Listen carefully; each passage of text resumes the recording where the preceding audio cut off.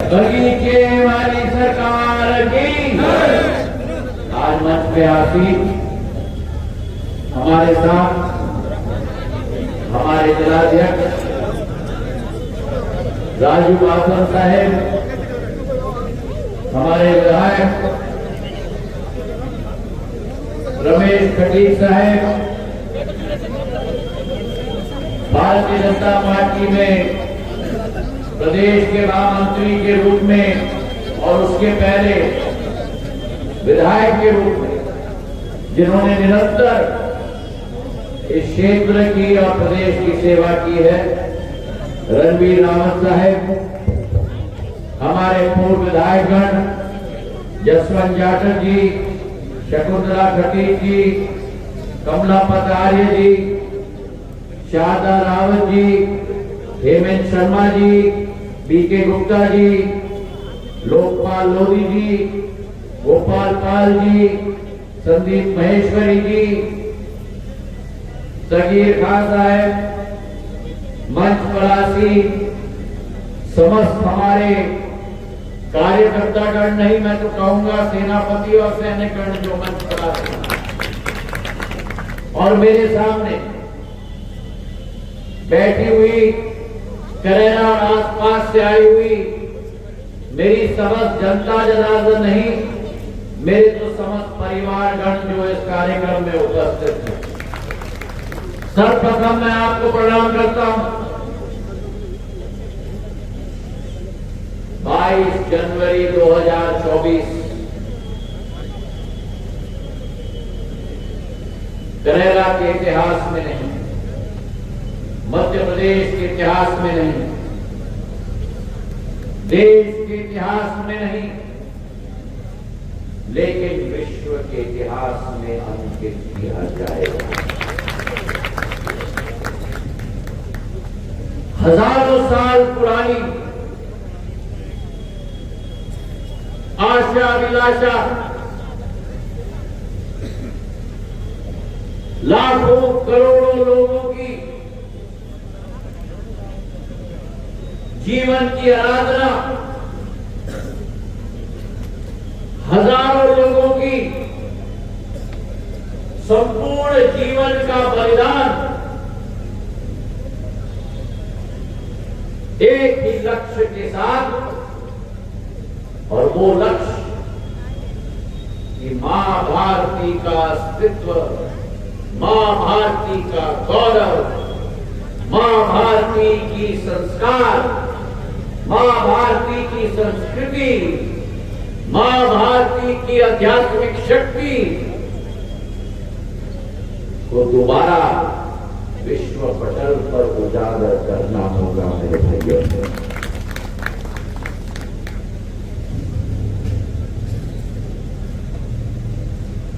एक लंबी सफर रही है,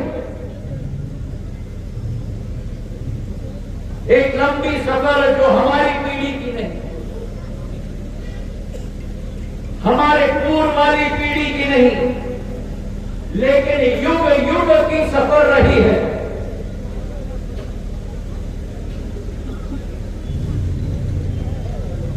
क्योंकि भारत माता ने कभी भी किसी और देश या किसी और शक्ति के प्रति गलत नजरिए से नहीं देखा, लेकिन विश्व की कोई एक शक्ति नहीं है जिसने हमारे देश में आक्रमण न किया हो, और उन आक्रमणकारियों ने कोई कसर नहीं छोड़ा हमारे देश के सभ्यता को नष्ट करने के लिए, हमारे देश के धर्म को नष्ट करने के लिए, हमारे देश के संस्कार और संस्कृति को नष्ट करने के लिए। पिछले 1000 वर्षों में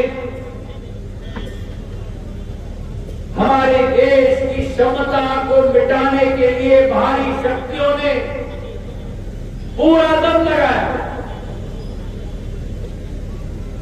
लेकिन वे जानते नहीं थे कि ये साधारण माटी नहीं है, ये भारत माता की माटी है। और भारत माता की माटी में अगर कोई साहस करता है किसी चीज को मिटाने के लिए, तो युग युग में नया एक भारत माता का पुत्र या पुत्री जन्म लेती है, जो दोबारा डंके की चोट पर भारत माता को दोबारा स्थापित करने का कार्य करता या करता। बहुत सारे आक्रमणकारियों ने देश में आकर उत्तर से दक्षिण, पूर्व से पश्चिम, चाहे सोमनाथ मंदिर हो, चाहे काशी विश्वनाथ का मंदिर हो, चाहे उज्जैन में महाकाल का मंदिर हो, चाहे दक्षिण भारत के मंदिर हो, और चाहे भगवान राम की जन्मभूमि अयोध्या धाम हो, मिटाने की पूर्ण कोशिश की। पर युग युग में एक नया शक्ति का रूप लेकर मां भारती ने दोबारा भारतीय संस्कृति और सभ्यता संस्कार को स्थापित करने का कार्य किया। और हमारे युग में ऐसा ही एक युग पुरुष ने गुजरात के एक छोटे से गांव में जन्म लिया 70-72 साल पहले। मेरे भाइयों ने रग रग में जैसे छत्रपति शिवाजी महाराज हम मराठाओं के सरसेनापति, हम मराठाओं के अग्रणी राजा ने हिंदवी स्वराज का झंडा गाड़ने का कार्य किया था, वैसे ही इस युग पुरुष ने अल्पायु से अपने आप को मां भारती की भव्यता, संस्कार और संस्कृति को राष्ट्र और विश्व पटल पर उज्जवल करने के लिए अपना पूरा जीवन समर्पित करने का निर्णय लेते। और आज वही युग पुरुष ने, जिस युग पुरुष ने कश्मीर से 370 हटाया, जिस युग पुरुष ने इस देश के झंडे को विश्व पटल पर गाड़ने का कार्य किया, आज उसी युग पुरुष ने जो सौगंध खाई थी,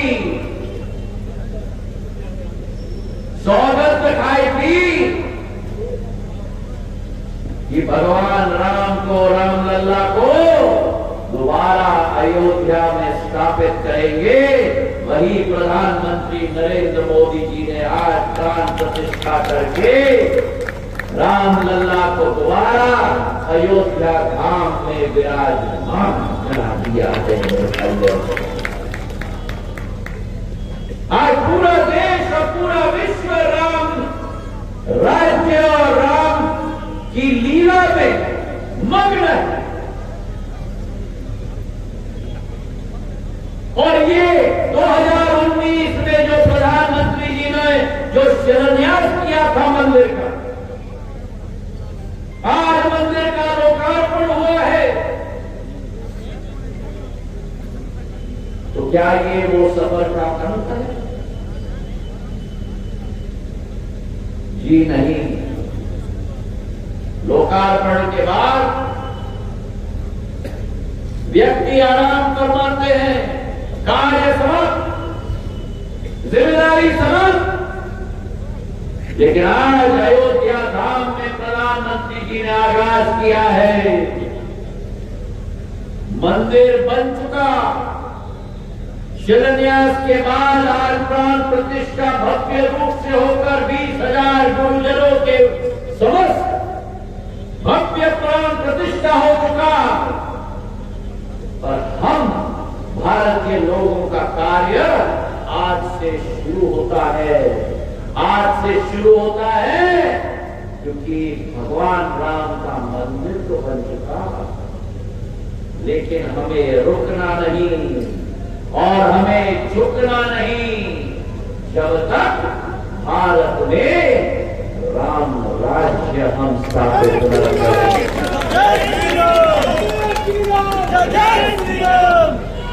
और राम राज्य का कहने का अर्थ क्या है? राम राज्य की परिभाषा क्या है?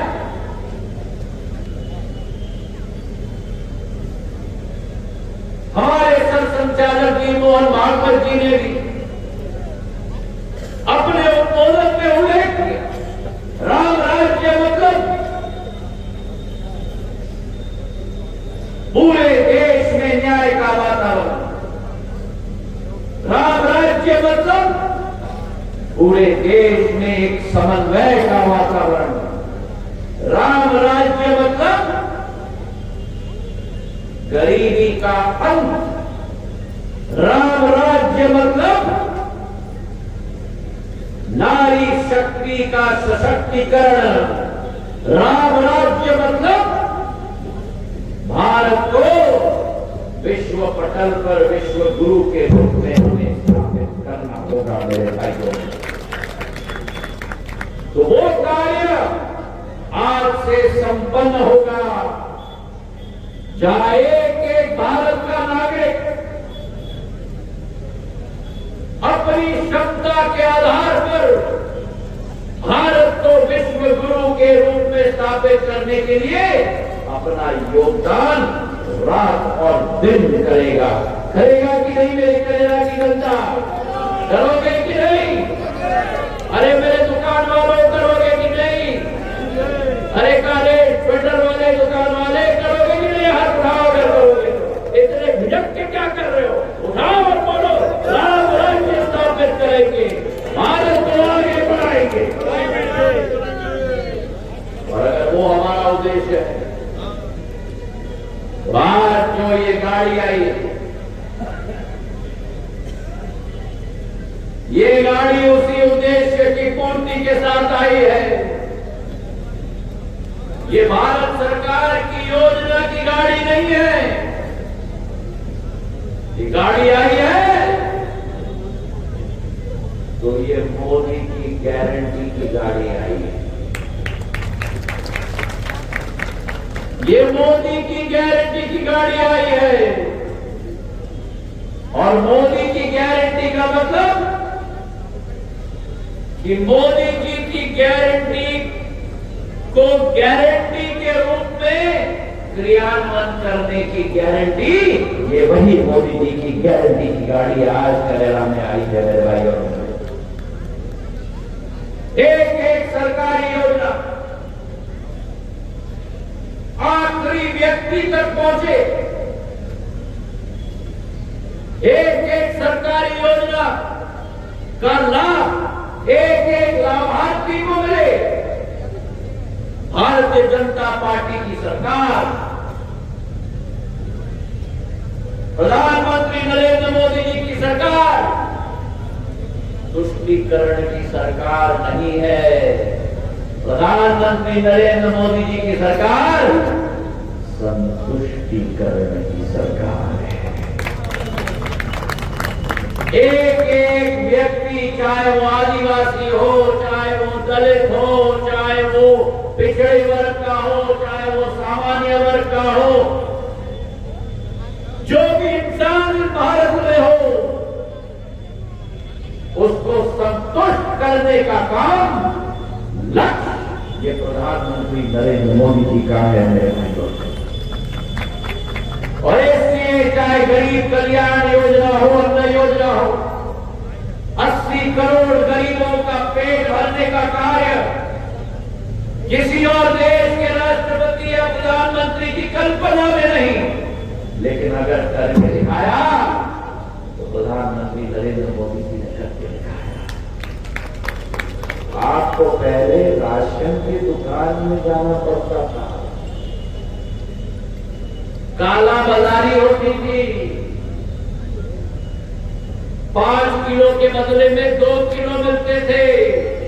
प्रधानमंत्री गरीब कल्याण अन्न योजना के आधार पर वो अन्न आपके दरवाजे तक पहुंचाने का काम प्रधानमंत्री नरेंद्र मोदी जी की सरकार कर रही है। आयुष्मान कार्ड आज मेरे जनमन योजना के आधार पर मेरी आदिवासी बेटी को आयुष्मान कार्ड मिला। मेरी बेटी यहां खड़ी है, मेरी बहना खड़ी है, किसको मिला था आयुष्मान कार्ड? मैंने 5 लाख का आयुष्मान कार्ड दिया। आयुष्मान कार्ड उनको मिला था। मेरे गरीब, मेरी बहना, मेरा भाई जिसे दिल का दौरा पड़े, ऑपरेशन करना पड़े, हड्डी टूट जाए, अस्पताल में जाए तो 1 लाख रुपए का बिल, पैसा कहां से आए? प्रधानमंत्री जी ने निश्चय किया है कि जितने भी गरीब इस देश में हैं, 5 लाख रुपए का आयुष्मान कार्ड के आधार पर उनकी स्वास्थ्य लाभ की जिम्मेदारी भारत सरकार देखेगी। और आज तक देश में 30 करोड़ आयुष्मान कार्ड का वितरण हुआ है। पिछले 9 वर्षों में 77,000 करोड़ रुपए गरीबों के स्वास्थ्य लाभ के लिए प्रधानमंत्री नरेंद्र मोदी जी की सरकार ने दिया है। उज्ज्वला योजना मेरी बहनों को, मेरी माओं को लकड़ी और गोबर में फूंक फूंक कर चूल्हा जलाना पड़ता था ताकि रोटी को सेक पाए, खाना बना पाए। किसी ने नहीं सोचा 75 वर्षों में। अगर किसी ने सोचा तो केवल प्रधानमंत्री नरेंद्र मोदी जी ने सोचा। हमारे 10 करोड़ महिलाओं को चूल्हा और गैस का कनेक्शन 9 साल में बीजेपी की सरकार ने दिलवाया है। मेरे भाइयों, प्रधानमंत्री आवास योजना 65 वर्षों में 3 करोड़ घर बने इस देश में, और पिछले 9 सालों में 4 करोड़ घर बन चुके हैं। एक एक गरीब को अपना छत दिलवाने का काम प्रधानमंत्री नरेंद्र मोदी जी ने किया है। और एक और कदम, मेरे आवास योजना की महिलाएं कहां हैं जिनको अभी आवास योजना का कार्ड दिया था?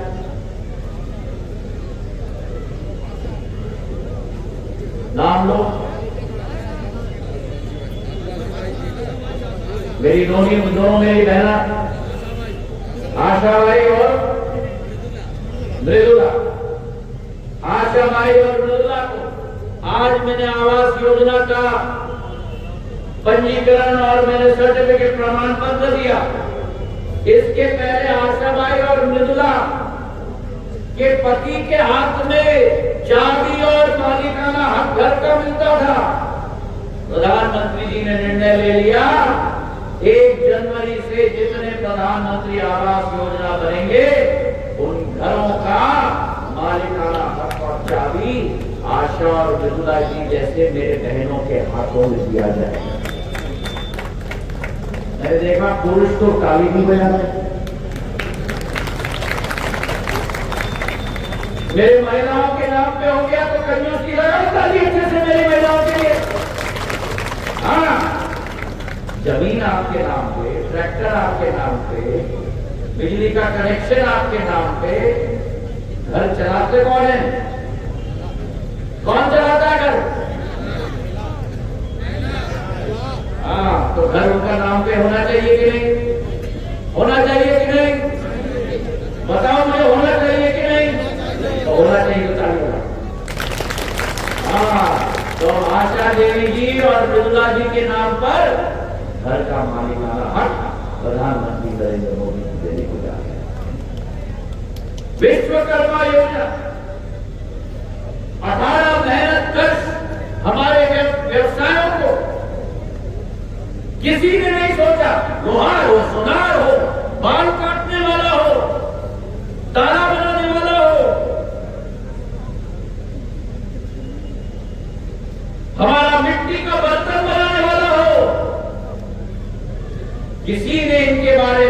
सोचा 15,000 करोड़ रुपए की योजना बनाई है। 15,000 रुपया एक एक विश्वकर्मा समाज के व्यक्ति के हाथ में दिया जाएगा होगा। ये सरकार गरीबों की सरकार है, ये सरकार मेहनत कश वर्ग की सरकार है, ये सरकार भारत को उत्थान करने वाली सरकार है, ये सरकार आपके साथ मिलकर भारत को विश्व गुरु बनाने वाली सरकार है मेरे भाइयों। तो आज आपको मैं निवेदन करना चाहता हूं, मैं प्रशासन को भी बधाई देना चाहता हूं। 50 दिन ये गाड़ी चली है, मोदी की गारंटी की गाड़ी, और 50 दिनों में करेरा विधानसभा में प्रधानमंत्री आवास योजना का 2,852 लोगों का सर्वे हो चुका है।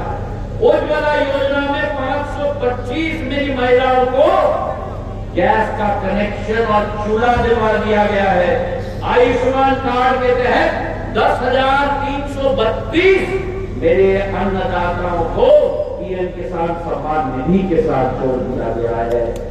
और उसी के साथ साथ हमारे पीएम किसान सम्मान निधि में 134 किसान आयुष्मान कार्ड में 10,332 लोगों को जोड़ा गया है।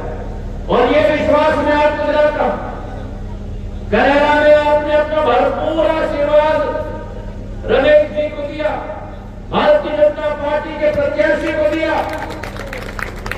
और ये विश्वास मैं करेरा की जनता को देना चाहता हूं। रमेश जी अकेले नहीं है, यहाँ पूरा संगठन उनके साथ है। और केवल संगठन नहीं, लेकिन विकास और प्रगति के काम पर ज्योतिरादित्य सिंधिया भी उनके साथ। ये गोंदिया चंबल संभाग ने जो असीम प्यार और आशीर्वाद प्रदान किया है, मैं करेरा जनता को प्रणाम करता हूं और झुककर नमन करता हूं जो आपने आशीर्वाद प्रदान किया और करेरा की विकास और प्रगति, मेरे ग्वालियर चंबल संभाग की विकास और प्रगति, सिंधिया परिवार की जिम्मेदारी सदैव रही है। और आज आपके सामने मैं संकल्प लेता हूं कि करेरा और नरवर दोनों के लिए, नरवर को भी बधाई देना चाहता हूं। हमारे प्रदेश में शहरों में स्वच्छता में अग्रिम पंक्ति में नरवर आया, इसी को आगे भी बढ़ाना पड़ेगा।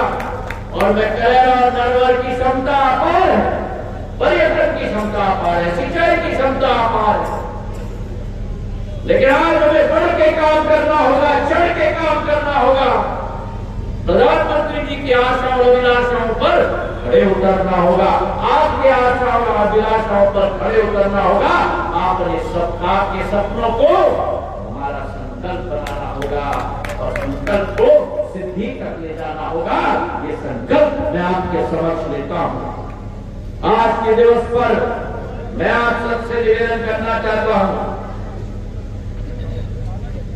कि विकसित भारत का संकल्प हम साथ में ले। एक व्यक्ति अकेले ये संकल्प को सिद्धि में परिवर्तित नहीं कर सकता। जब तक आप और हम भी योगदान दे प्रधानमंत्री जी को, तैयार हो मेरे साथ संकल्प लेने? अगर तैयार हो तो अपने अपने जगह पे खड़े हो जाओ। मेरी महिलाएं भी खड़े हो जाए, हाथ आगे करके उठाओ और मेरे साथ दोबारा बोलो, हमारा संकल्प विकसित भारत की प्रतिज्ञा लेता हूं। हम शपथ लेते हैं कि भारत को 2047 तक आत्मनिर्भर और विकसित राष्ट्र बनाने के सपने को साकार करेंगे। गुलामी की मानसिकता को जड़ से उखाड़ के फेंकेंगे। देश की समृद्ध विरासत और गर्व करेंगे। भारत की एकता और सुदृढ़ करेंगे और देश की रक्षा करने वालों का सम्मान करेंगे। कर्तव्य निभाएंगे। बहुत बहुत धन्यवाद। जय हिंद, जय भारत। सियावर रामचंद्र